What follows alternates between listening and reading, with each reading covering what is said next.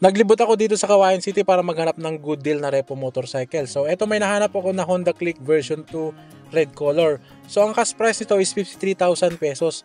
Pwede siyang installment. Makikita ang kanyang tires bagong-bago pa. Sobrang late lang din ng tinakbo. Mga decals niya stock pa rin. Sa mga lever niya wala rin po mga gasgas dyan. Mga headlights walang basag. So 3 months lang daw po ito na nagamit. So underseat compartment malinis. Odometer is 3,000 km.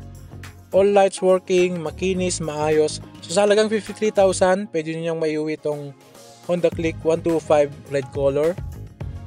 Pwede of course sa installment. So available yan dito sa Transcycles Kawayan City.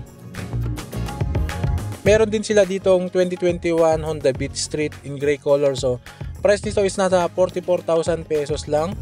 Fairings yan po kompleto. May mga konting chips sa paint. Headlight, buo yan. Lahat yan functional. Odo medyo nasa 14,000 kilometers na din. Tail lights, buo po yan. Mga tires, nasa mga 50% na lang. So medyo madumi lang siya, konting linis lang. Pero good deal pa rin tayo dito, lalo na't installment naman.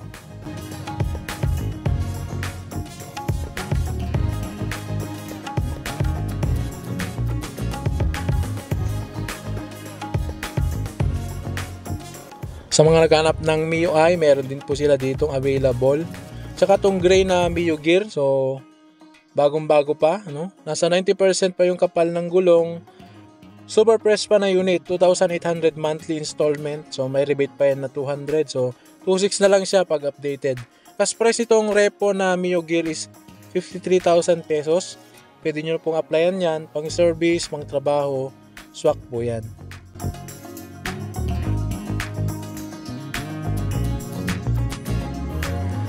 So after nga yan, napadpad naman ako dito sa may Motor Ace. So wala silang maayos na repo, pero meron sila ditong naked bikes NS 200 na brand new pero 2018 stock. So 77,000 pesos ang cash price ng NS 200. Tignan natin yung condition ng motorcycles na to, kung very good ba, kung good deal ba siya. So medyo mababa pala yung seat height nito, mas mataas pa yung ADB 150. So di naman siya mabigat. Front face medyo may konting yellow sa lens ng headlight, pero madali lang solusyonan yan para sa mga kotse natin. Siyempre makapal pa yung tires niyan, pero stock na po ito. Siyempre hindi na ganun kaganda yung kapit niya. Disc brake sa harapan, front fork walang tagas, vibrate 2-pot caliper ng ABS pala yung kanyang brake system. So may konting gasgas pero okay pa naman. Sa mga decal sa likod medyo kumupas na. So mas better siguro kung tatanggalin na lang natin.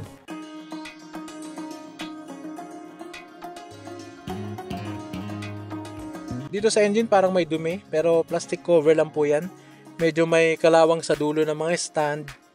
Chain not yet adjusted.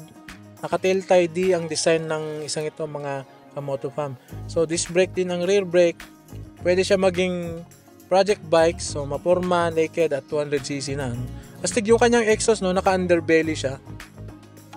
So dito sa seat frame medyo kailangan na ng detail. Konting buffing will do. Overall, para sa mga naghahanap at hindi pa nakapag-decide kung anong motor, para sa akin pwede ito.